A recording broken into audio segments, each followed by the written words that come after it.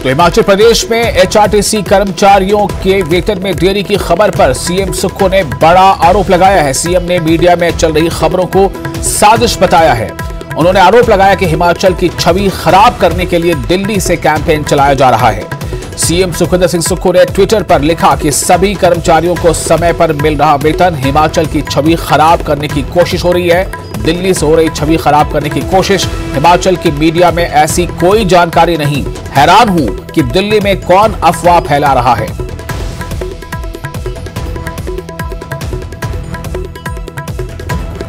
तो इस वक्त एक बड़ी खबर हिमाचल प्रदेश को लेकर है। हिमाचल प्रदेश में जिस तरह से एचआरटीसी कर्मियों की सैलरी का जो मुद्दा है वो सुर्खियों में आया है, उसके बाद हिमाचल प्रदेश में एचआरटीसी कर्मचारियों के वेतन में देरी की खबर पर सीएम सुखविंदर सिंह सुक्खू ने एक बड़ा आरोप लगाया है। सीएम ने मीडिया में चल रही खबरों को साजिश बताया। उन्होंने आरोप लगाया कि हिमाचल की छवि खराब करने के लिए दिल्ली से कैंपेन चलाया जा रहा है। सीएम ने ट्विटर पर लिखा कि सभी कर्मचारियों को समय पर मिल रहा है वेतन, हिमाचल की छवि खराब करने की कोशिश हो रही है। दिल्ली से हो रही है छवि खराब करने की कोशिश, ऐसा सीएम सुक्खू ने अपने ट्वीट में लिखा। हिमाचल की मीडिया में ऐसी कोई जानकारी नहीं। हैरान हूं कि दिल्ली में कौन अफवाह फैला रहा है।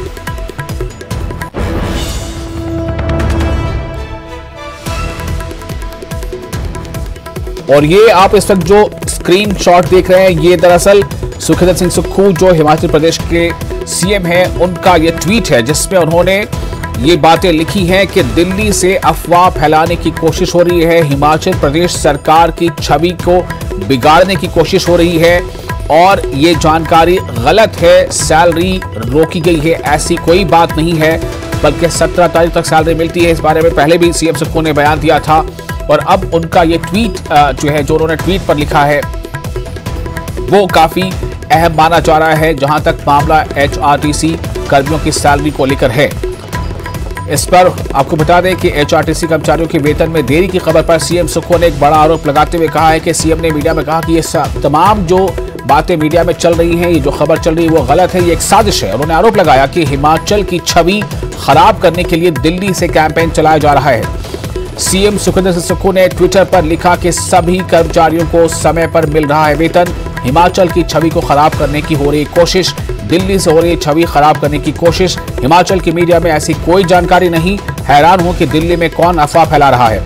रणवीर हमारे साथ जुड़ चुके हैं फोन लाइन पर ज्यादा जानकारी के साथ।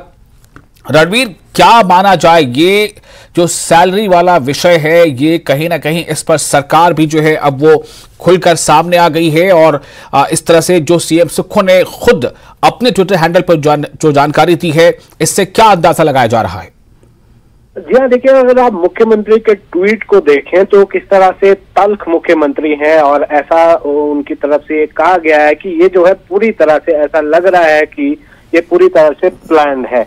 और देखिए, जो हम शाम के समय जो चर्चा कर रहे थे उससे पहले उस चर्चा के दौरान मुख्यमंत्री ने जो बातें कही उससे लग ये रहा था कि मुख्यमंत्री जो है खुद काफी हैरान है और उन्होंने ये कहा कि ऐसी देरी जो है शुरू से इसमें होती है और उन्होंने 17 तारीख तक का भी जिक्र यहाँ पर स्पेसिफिकली किया है कि ये जो है देरी होती है और जो 2.25 लाख कर्मचारी है उनको तो सैलरी समय पर मिल रही है। ये जो है ये निगम के कर्मचारी है। और उससे पहले की अगर हम बात करें, जब कर्मचारी नेताओं से हमारी बात हो रही थी, हालांकि नाराजगी उन्होंने जताई थी, लेकिन उन्होंने भी आशंका जताई थी, उन्होंने इंगित किया था कुछ अफसरों की तरफ, 2-3 अफसर जो है कर्मचारी नेताओं की तरफ से कहे गए कि उनकी तरफ से ये सारी चीजें जो है मैनिपुलेट की जाती है और सरकार और प्रबंधन के बीच जो है उन्हें जो है वो उसमें जो है एक तरह की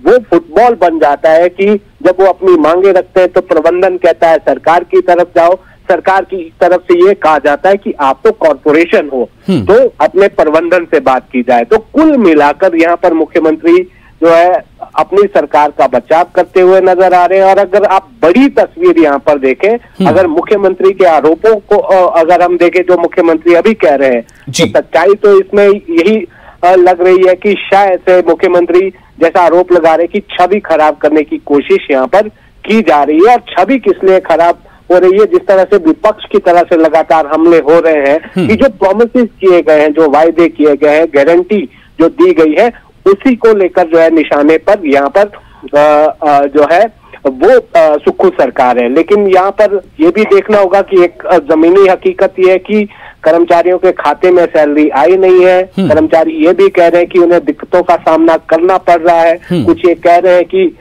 महीने के 10 तारीख या 7 तारीख तक जो सैलरी आ जाती थी। और इसमें भी कोई दो राय नहीं है कि हिमाचल की आर्थिक स्थिति ठीक नहीं है। और एचआरटीसी का हाल ये है कि आमदनी जो है करीब महीने की 65 करोड़ के आसपास है और जो खर्चा है 144 करोड़ के आसपास है।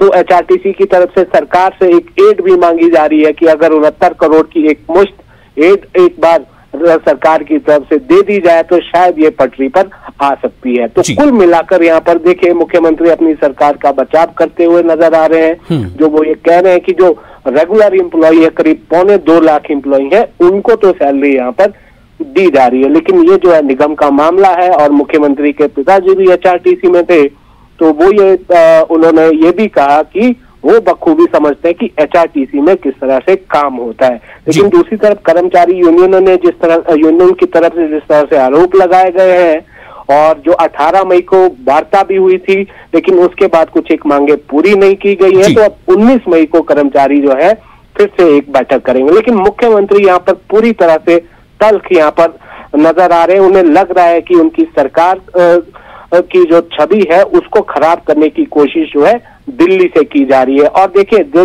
शाम के समय मुख्यमंत्री ने जो बाइट दी थी, साउंड बाइट दी थी, उसमें भी मुख्यमंत्री ने इशारों में ये कहा था, सांसदों की तरफ इशारा किया था और कुछ भाजपा के नेताओं की तरफ इशारा उन्होंने किया था कि कोशिशें लगातार यही की जा रही है, चाहे उसमें कर्ज की सीमा कम करने की बात हो और यहाँ पर जो वाटर सेस लगाया जा रहा है राज्य सरकार की तरफ से उसके विरोध में भी कुछ भाजपा के नेता है। तो कुल मिलाकर इसको हम इसी तरह से देख सकते हैं कि मुख्यमंत्री ये कह रहे हैं कि ऐसी स्थिति बिल्कुल भी नहीं है। जी रणवीर, लेकिन प्रदेश का मुखिया यानी कि एक स्टेट का चीफ मिनिस्टर, जब चीफ मिनिस्टर खुद ये कहे कि साजिश हो रही है तो क्या इसे गंभीरता से लिया जाना चाहिए? देखिए मुख्यमंत्री अपने आप जो बात कहते हैं जाहिर सी बात है उसमें गंभीरता लगती है कि कोई ऐसा तो नहीं है कि मुख्यमंत्री ये बात जो है वो जब मीडिया से इंस्ट्रक्शन हो रही थी उस वक्त भी कह सकते थे। लेकिन काफी सोच समझने के बाद आप देखिए ये ट्वीट मुख्यमंत्री की तरफ से किया गया है और मुख्यमंत्री की बात में कितनी गंभीरता होती है वो अब इस ट्वीट के जरिए भी हम देख सकते हैं। और क्योंकि कई बार होता है कि आप मौखिक तौर पर कुछ बोल दें तो उसमें कुछ गलतियां हो सकती है। ये लिखित में आपने ट्वीट किया है तो जाहिर सी बात है कि कुछ ना कुछ बातें मुख्यमंत्री के पास पहुंची होगी। आखिर ये सैलरी जो है वो डिले क्यों हुई, इसके पीछे के क्या कारण है, इस तरह के कर्मचारी जो है आरोप बिल्कुल लगा रहे हैं। रणवीर, मैं इस पे चाहता हूं कि जरा आपको रोकते हुए मैं एक बार चाहता हूं कि फिर से एक बार जो सीएम सुक्खू ने जो जिस साउंड बाइट का जिक्र आपने किया वो अपने दर्शकों को सुना दिया जाए कि सीएम सुक्खू ने खुद इस विषय पर कहा क्या था और अब उन्होंने ट्वीट में क्या लिखा उसकी हम लोग चर्चा कर ही रहे हैं। तो उन्होंने कहा क्या था ये सुनाते अपने दर्शकों को। एचआरटीसी की सैलरी हमेशा 17-18 तारीख को ही मिलती है। हाँ तो खुद कह रहे तो 14 तारीख को मिली, आजकल में मिल जाएगी। एचआरटीसी का भारतीय जनता पार्टी ने पिछले 3 साल से ओवर टाइम नहीं दिया था, नाइट नहीं दी थी। मैंने उनकी ओवर टाइम और नाइट की आधी पेमेंट कर दी है और आधी हम वो करने जा रहे हैं। भारतीय जनता पार्टी से पूछा जाना चाहिए ना कि वो 3 साल से उनके नाइट और ओवर टाइम क्यों नहीं दिया गया। और जो सैलरी की बात है मेरे समय से नहीं है, हमें तो अभी 6 महीने हुए सरकार में आए, हम तो जो व्यवस्था बिगड़ी हुई है उसको ठीक कर रहे हैं। लेकिन ये दृष्टिकोण अपनाना कि हम पर दोष लगाना गलत बात है।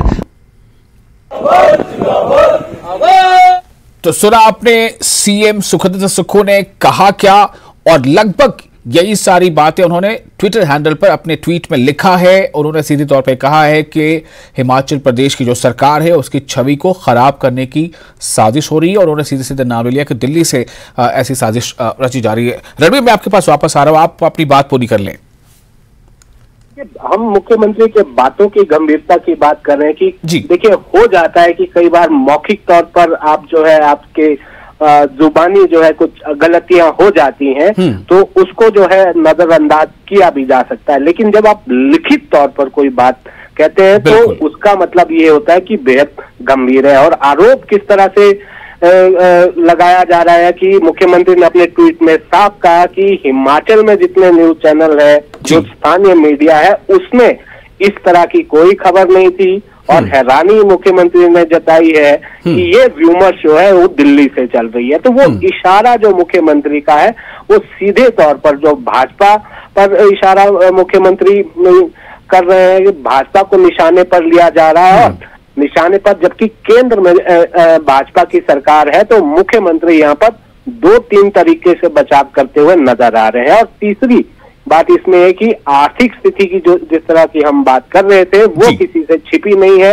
और सैलरी देने की जहां तक बात है तो ओवरड्राफ्ट भी राज्य सरकार को जो है करना पड़ा, स्थिति यहाँ तक आई है। और इसमें भी कोई दो राय नहीं है कि इससे पहले भी कुछ एक मुख्यमंत्रियों के सामने पूर्व सरकार के समय में भी इस तरह की स्थिति थी।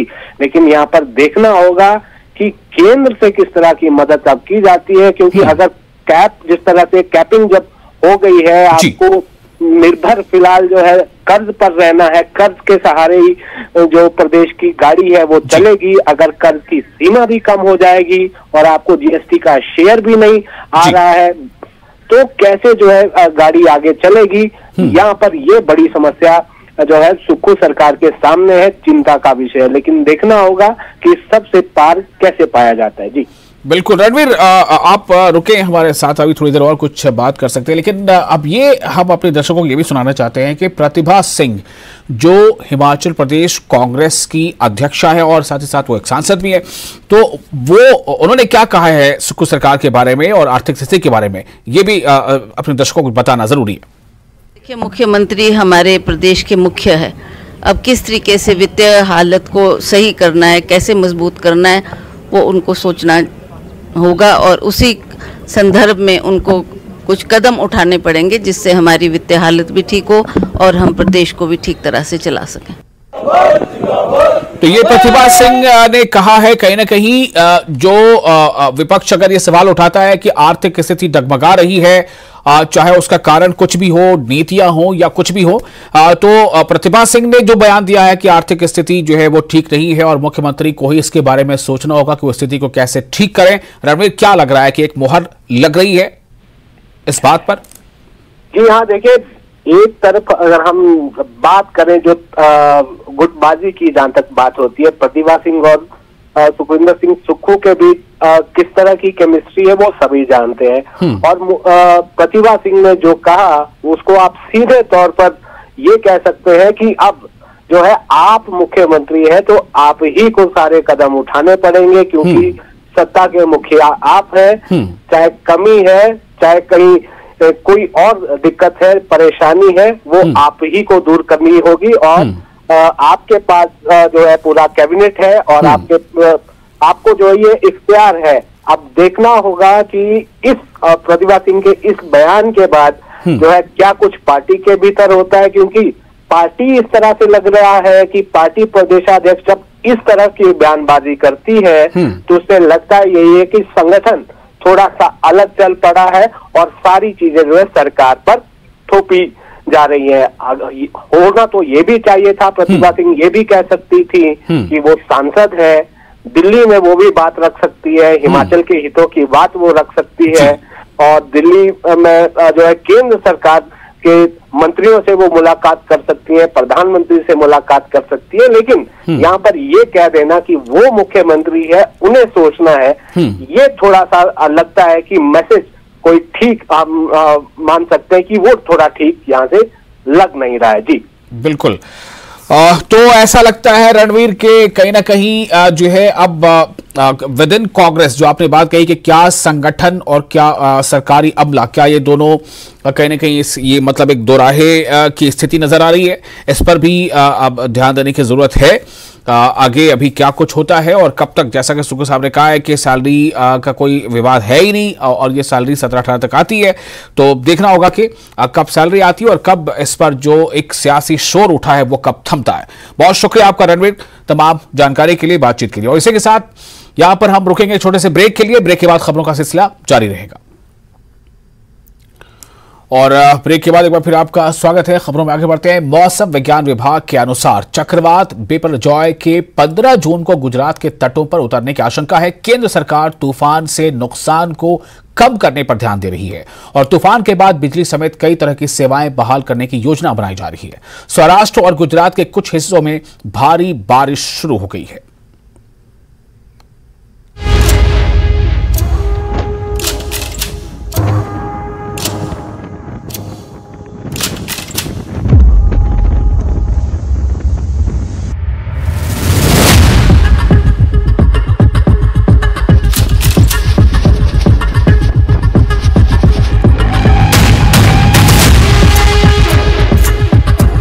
देश के 3 राज्यों में साइक्लोन के खतरे का अलर्ट जारी किया गया है।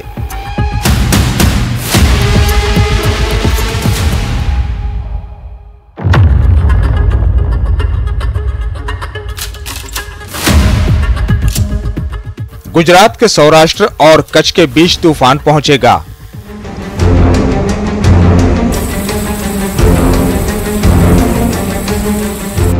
राजस्थान में भी भयानक तूफान को देखते हुए अलर्ट कर दिया गया है। केंद्रीय स्वास्थ्य मंत्री मनसुख मंडाविया गुजरात के तटीय क्षेत्रों में कैंप किए हुए हैं।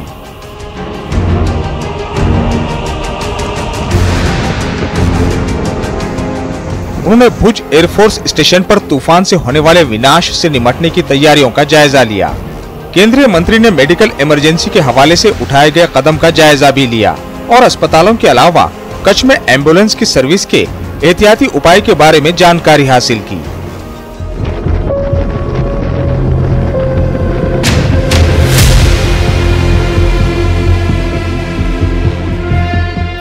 तूफान से जानो माल के नुकसान को कम करने पर पूरी तवज्जो दी जा रही है। द्वारका, कच्छ, पोरबंदर, जामनगर, राजकोट, जूनागढ़ और मोरबी जिलों में तूफान के असर के नतीजे में 125 से 135 किलोमीटर प्रति घंटा रफ्तार से हवाएं चल सकती हैं। बताया गया है कि जखाऊ पोर्ट के करीब तूफान का सेंटर लैंडफॉल करेगा।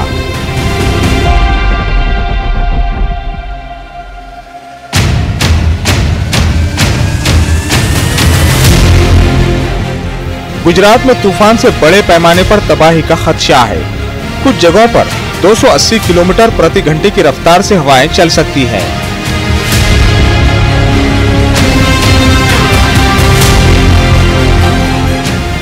गुजरात के तटीय क्षेत्रों में एनडीआरएफ और एसडीआरएफ की टीमें तैनात की जा रही है।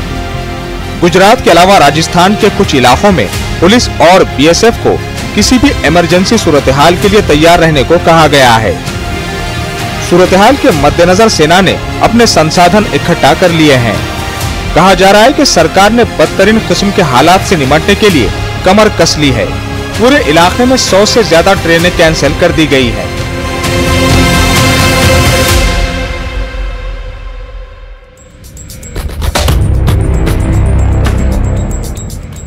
गुजरात में ऐसे शदीद तूफान की आफत लगभग 25 बरस पहले आई थी। Bureau report, news 18 JKLH।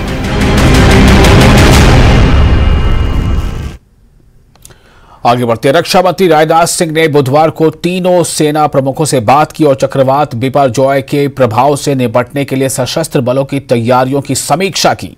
तैयारियों की समीक्षा करने के बाद राजनाथ सिंह ने कहा कि सशस्त्र बल चक्रवात के कारण उत्पन्न होने वाली किसी भी स्थिति से निपटने में हर संभव सहायता प्रदान करने के लिए तैयार हैं। राजनाथ सिंह ने ट्विटर पर कहा कि तीनों सेना प्रमुखों से बात की है और चक्रवात बिपरजॉय के संबंध में सशस्त्र बलों की तैयारियों की समीक्षा की है।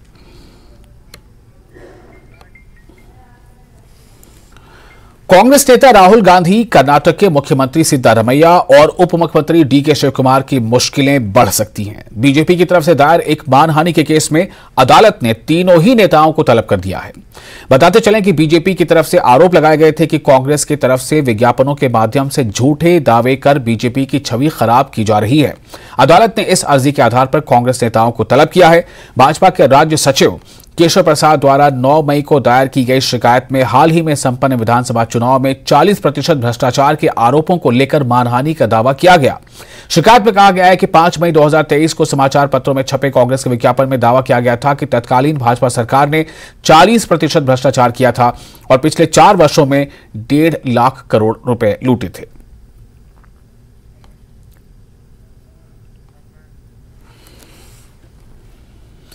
लॉ कमीशन ने फिर से यूनिफॉर्म सिविल कोड पर कंसल्टेशन प्रक्रिया शुरू कर दी है। इसके लिए सार्वजनिक और धार्मिक संगठनों से राय मांगी गई है। आयोग ने बुधवार को एक बयान जारी कर कहा कि 22वें विधि आयोग ने समान नागरिक संहिता के बारे में मान्यता प्राप्त धार्मिक संगठनों के विचारों को जानने के लिए फिर से फैसला लिया है। इसमें आगे कहा गया है कि जो लोग रुचि रखते हैं और इच्छुक हैं वो अपनी राय दे सकते हैं। आयोग ने विचार प्रस्तुत करने के लिए 30 दिन का समय दिया है। कर्नाटक हाईकोर्ट के पूर्व चीफ जस्टिस ऋतुराज अवस्थी की अध्यक्षता वाले 22वें लॉ कमीशन ने इच्छुक लोगों से 30 दिन में अपने विचार अपने वेबसाइट या ईमेल पर देने के लिए कहा है। इससे पहले 21वें लॉ कमीशन ने भी इस विषय पर अध्ययन किया था। तब आयोग ने इस पर और चर्चा की जरूरत बताई थी। इस बात को 3 साल से ज्यादा समय बीत चुका है। अब नए सिरे से प्रक्रिया शुरू की जा रही है।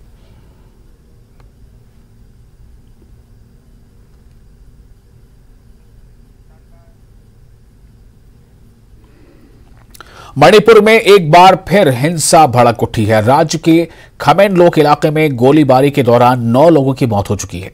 सेना के सूत्रों से यह जानकारी मिली है। पिछले 24 घंटों में ताजा हिंसा भड़कने के बाद एक महिला सहित 9 लोगों की मौत हो गई है और कई लोग घायल हैं। कई घायलों को इलाज के लिए इम्फाल ले जाया गया है। हिंसा में मारे गए लोगों में से कुछ के शरीर पर कट के निशान हैं और कई गोलियां लगी हैं। पूर्वोत्तर राज्य मणिपुर में हिंसा के ताजा दौर के बाद कर्फ्यू में ढील को प्रतिबंधित कर दिया गया है, जो जातीय संघर्षों के कारण पिछले 1 महीने से ज्यादा समय से तनावपूर्ण है।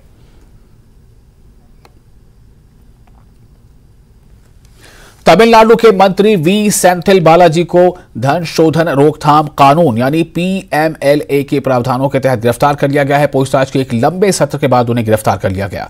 मंगलवार को उन्हें बेचैनी की शिकायत के बाद शहर के एक सरकारी अस्पताल में भर्ती कराया गया था, जहां डॉक्टरों ने उनको बाईपास सर्जरी करवाने की सलाह दी है। अस्पताल के बाहर का दृश्य हाई वोल्टेज ड्रामे से भरा था। एम्बुलेंस में अस्पताल लाए गए DMK नेता को वाहन के अंदर दर्द से कराहते और रोते देखा गया, जबकि उनके समर्थक बाहर खड़े होकर जांच एजेंसी के खिलाफ नारेबाजी कर रहे थे। ईडी ने धन शोधन के एक मामले की जांच के तहत मंगलवार को तमिलनाडु के बिजली मंत्री वी सेंथिल बालाजी और कुछ अन्य लोगों के परिसरों पर छापे मारे थे।